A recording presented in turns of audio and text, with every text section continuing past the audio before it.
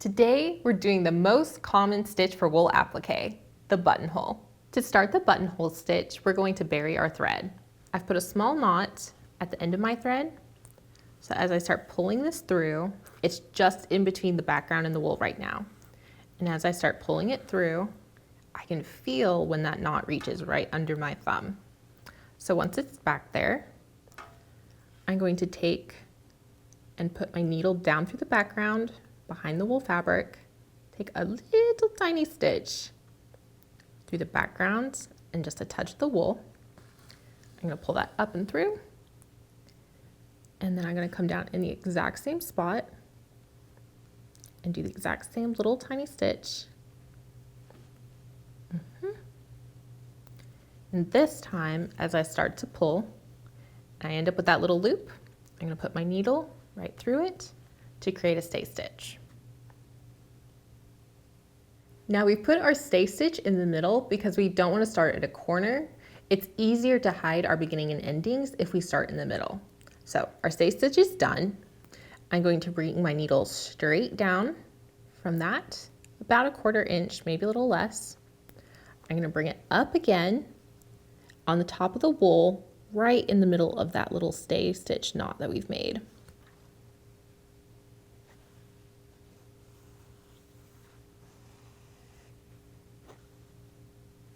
Just like that. And now I'm going to bring my thread over to my non-dominant hand. I've caught it under that thumb. And I'm going to bring my needle over the same distance as my stitch length was. So at this point, I try to imagine like a little box. I'm going to put my needle down in the wool, even to the last stitch. And I'm going to bring it up through the background fabric, right at that edge. I'm going to put that thread behind my needle so that it's creating a loop it's going through. There you can see that loop. And then I'm going to pull it taut, but just so I get the amount of tension I want. I'm not trying to pull it tight. I'm going to do that again. I'm visualizing that little box in my head. I'm keeping those stitches even, bringing it up through the background. Again, I've created that loop and I'm pulling it to the tightness I want. Having that thread to my non-dominant hand. And now as I'm coming up to this corner, I'm visualizing 2 boxes. I've got this box right here for that next stitch, but I'm also imagining a little box at the corner of my wool because, like I've done in this corner down here, I'm going to be taking 3 stitches that all start at that same corner. So this stitch right before the corner is really important because it sets me up for the next stitches. I'm going to take that one, just like all the others.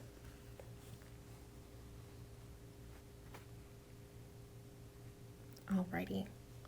So now at the corner, I'm going to bring my thread over, just like I've been doing. I'm going to put the needle in at exactly the same starting point as the last stitch. I'm bringing it down through the wool, and then I'm bringing it up through the background right at that corner point. I'm creating that loop. I'm being very careful with my tension on this one because this is exactly how I want this stitch to look for forever. So I'm liking the looks of that. Now I'm going to take and do a little stay stitch right at the top of this corner so that it never flaps up on me.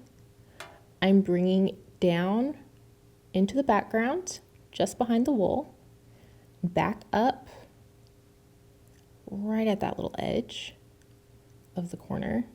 And again, this is where it pays to take your time and fuss with it because we want just truly a tiny little stitch. Okay, I'm pulling that through carefully, slowly. As I've got that little loop, I'm going to go ahead and put my needle through it. That's what creates that stay stitch. I pull that tight. I've got it nice and hidden. I'm going to go ahead and play with that little edge right there so it all looks like I want. And then to finish the corner, I bring my needle down one last time to that same spot the other 2 stitches are at, and I bring it straight out, and I take that stitch. And then I can continue on down like that for a couple more stitches.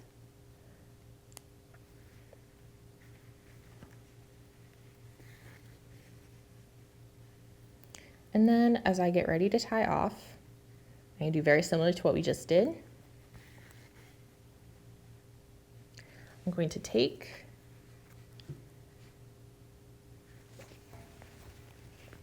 from the top,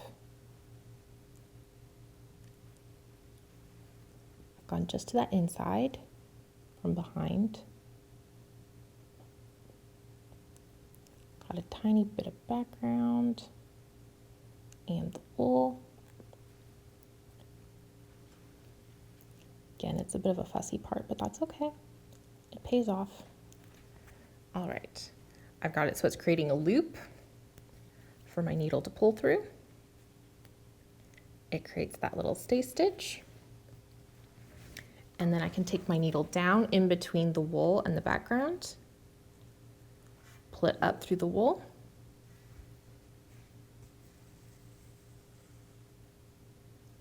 and trim with my scissors. And I'm all set. A quick word of encouragement. You'll notice that the one I stitched for you guys today maybe doesn't look as good as my little example. That's because on that one, I took my time and I practiced. If you're getting discouraged, don't worry. Take your time, keep at it. You've got this. Thanks for watching.